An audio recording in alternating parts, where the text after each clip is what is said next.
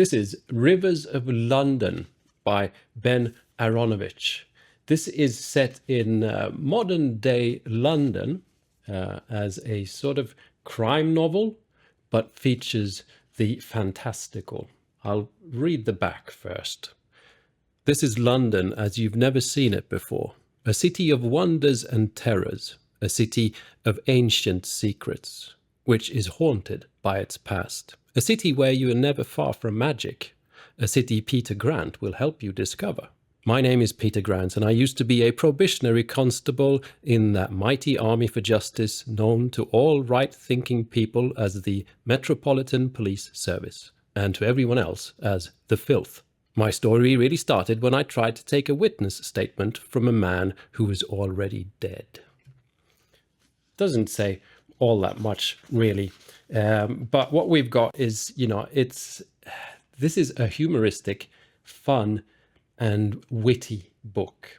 It's for the people that like, maybe not light reading, because this book is exceptionally well written, but it's got a lot of humor and sort of irony to it. It's not got that super fantasy vibe. It's more sort of just that the fantastical just naturally happens to exist at the same time as our normal world just happens to exist. But there's really no point in the book where I hesitate in accepting the fact that magic obviously exists and occurs in London. It just kind of is naturally built in the cityscape in a wonderful way. There's also a lot of like really detailed place descriptions of London. It's almost like you've got a visitor's guide, which is really fun if you're someone who sort of appreciates the city or England in general. The magic or spirit world is kind of a fun mix of wizards and the more sort of traditionally supernatural. And the wizards are kind of dressed in tweed and shoot fireballs in their practice range in the basement at sort of old targets of German soldiers from the Second World War. That's kind of the vibe. And the rest is what maybe a bit more sort of pagan or folklorish in, a modern setting. And it is witty and funny and light. And I don't mean that in a derogatory way. It's actually a lovely read. I'm really glad I picked this one up, and there's a ton of installments. So far, I've just read the first one and can heartily recommend it once more. I'm going to read just the first page.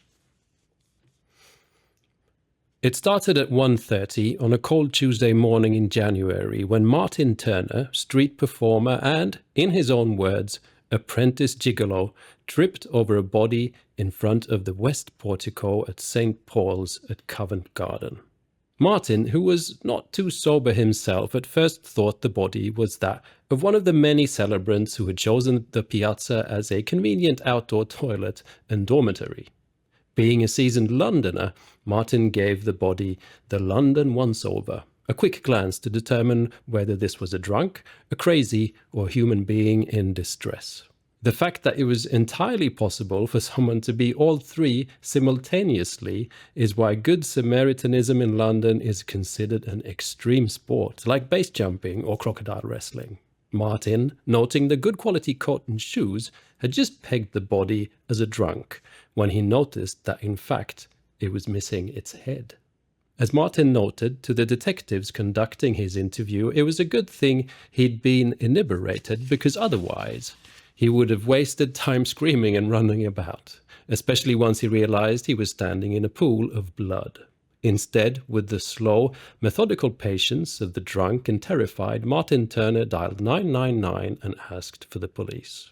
The police emergency center alerted the nearest incident response vehicle, and the first officers arrived on the scene 6 minutes later.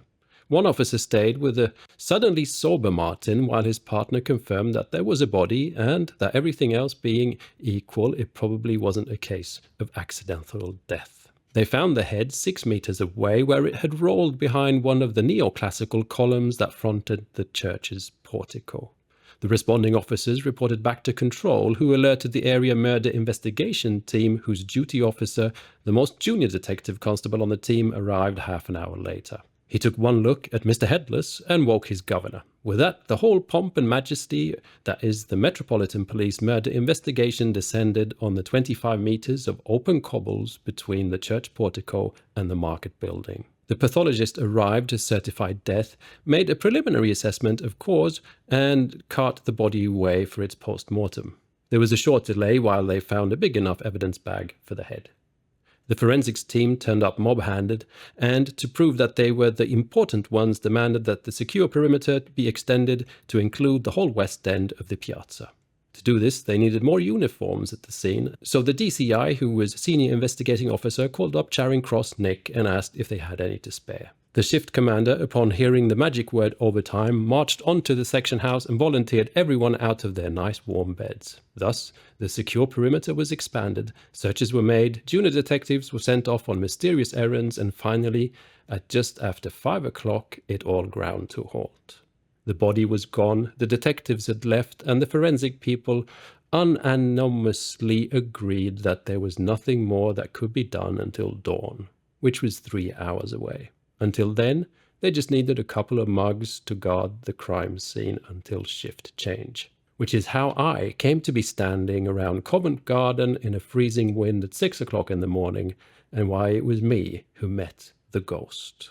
Sometimes I wonder whether, if I'd been the one that went for the coffee and not Leslie May, my life would have been much less interesting and certainly much less dangerous.